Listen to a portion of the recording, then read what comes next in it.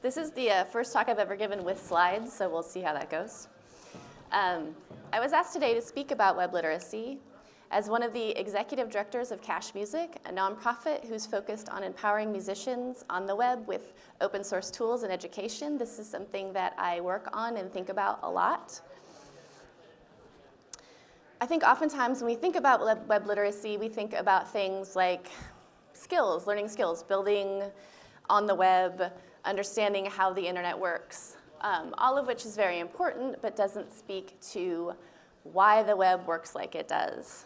I think it's deeply important that we add a working knowledge of business and business models to what it means to be web literate. The sites that we use, there's big money behind them, and there's even bigger profit motives in front of them. We need to be able to think critically about where we build our communities, about what they're doing with our data, and about when, not if, they monetize us. So I apologize for the swearing. I'll try not to do it very much. Naturally, this happens. But I came into the music industry as a musician about 25 years ago. I started at an independent record label based in Olympia, Washington in the 90s.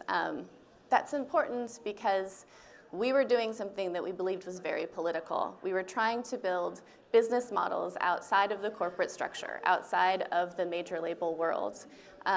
We believed it was important to put artists first, to make artists our partners, in order to ensure that other voices were heard, other than just what the corporate structure wanted to hear.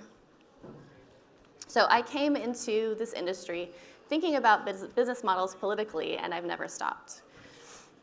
It also means that I had a front row seat to the dawn of the digital era and saw all this disruption that ensued.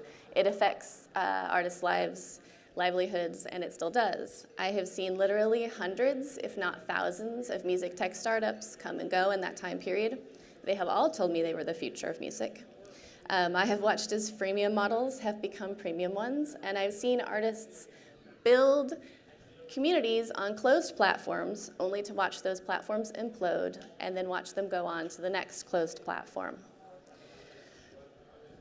If anyone here uses a Facebook page at all for any sort of promotion, event promotion, project promotion, you know that you don't have access to your audience. They control that relationship, not you. I've also seen artists embrace the open web and try new business models. They are innovators at the core of what they do, and when they're not scared of the internet, kind of brilliant things can happen. So one of the founders of Cash Music is an artist named Kristen Hirsch. She was in a band in the 90s called Throwing Muses, and she built up a very strong core audience of supporters.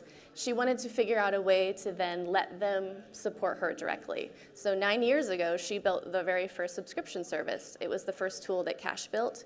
It's how she makes her living to this day. She is able to release records, to own her own copyright, to go on tour, all under her own control, which is massively inspiring. She was also the first artist to sell MP3s directly. We've also worked with folks like Run the Jewels, who have given away their first 2 records for free to their fans. They've become one of the most influential rap groups in the world for a variety of reasons, but I think it's really important to look at how they distributed their music to their fans. It shows a level of respect, kind of like none other. You know, you trust that your fans are there for you, and they are. All they do is ask for an email address in exchange for a download of a free record. They do not exploit that email list. They only use it when they're going on tour, or they have a new album, or they have new merchandise, and their fans are very happy to support them. Musicians are leaders. If you think of any cultural movement throughout history, they're sort of at the forefront.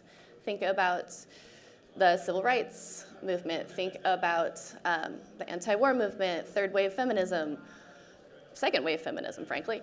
They're always a song and a musician, and music is at the core of it. You know, think of Bob Dylan's Masters of War, or Sam Cooke's A Change Is Gonna Come, or Public Enemy's Fight the Power. Musicians are also leaders online. They drive a lot of traffic. If you look at the top followed accounts on Instagram and Twitter, 75% of them are musicians. Musicians and music got us to torrent. Torrents are terrible. It's a terrible UX. And people wanted music so badly, they learned how to do this. So the internet, this place of immense possibility and freedom, is closing.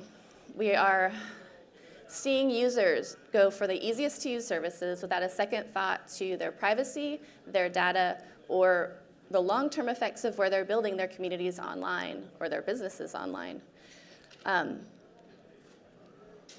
VC funding has led to an obsession with scale, but here's the thing. Not all business scales, not all art scales. Scale is a shitty measure of impact. Scale means that everything has to get bigger and bigger and bigger and bigger and bigger. And if we demand that of the web, we're going to miss out on small changes that actually change lives. Sorry, I didn't make the slides, so they're cracking me up.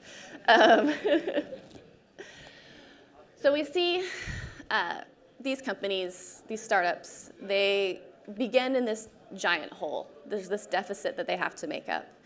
And so often, they don't.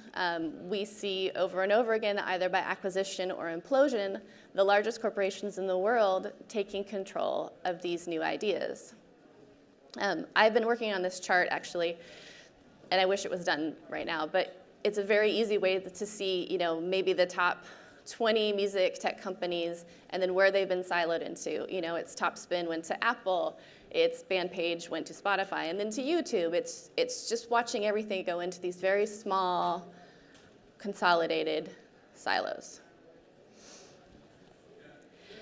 So we're going to talk about Spotify, and I don't want to talk about whether or not streaming is profitable for artists. That's a totally different conversation. What we need to talk about is Spotify profitable at all as a business? They have posted exactly one profitable quarter in one territory ever. It was 2014 in the UK. They recently took on another $1 billion in debt, meaning that they are now $2 billion in debt, and they are talking about acquiring another in-debt music tech service, SoundCloud. So let's think about that for a second. We know that Spotify has to pay out 70% of all income to to rights holders. So that's record labels, that's distributors, occasionally that's artists directly, not very often with Spotify, but 70% just goes out. We also know that in order to get a licensing deal in the United States, they were asked to give equity to the major labels. That is an undisclosed amount. We don't know how much it is, but it's something the major labels take in and they do not have to share with their artists. So we're looking at Spotify having to pay back $2 billion in debt on less than 30% of all of their income, as well as pay for all of their overhead. Doesn't really seem likely. We've seen RDO lose in this space. There are rumors that Tidal is going to be acquired by Apple. Next week, that could be Google. You never know. But I think what we're seeing is that streaming is a business that's only going to work for people that are trying to sell you other things. For people that are trying to sell you phones, are trying to mine all of your data, and that's a problem. Music is too important for that. I think when you put so much corporate control into what we're listening to, you're going to miss out on voices. You're going to miss out on really important voices. If you don't think corporate structures are going to censor what we listen to and what we discover and how we find things, then you're not paying attention. That is what will happen. So music connects us in ways that almost nothing else does. It's the universal language. It connects people across physical barriers, societal ones, mental ones. It is the way that we can truly find empathy with one another. It also has power. It gives voice to the voiceless. It gives hope to the hopeless.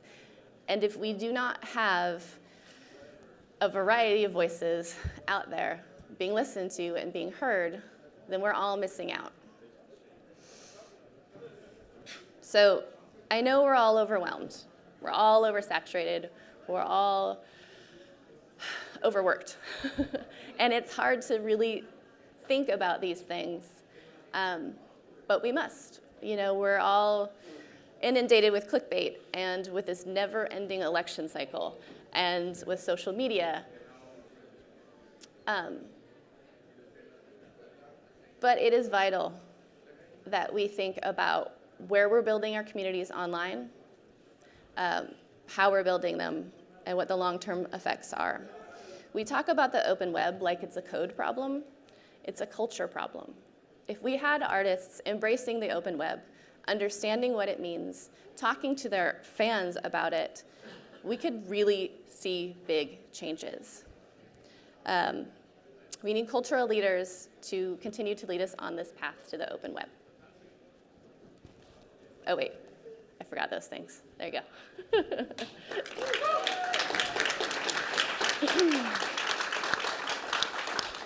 Okay, who has a question for Maggie? Looking out at you. None.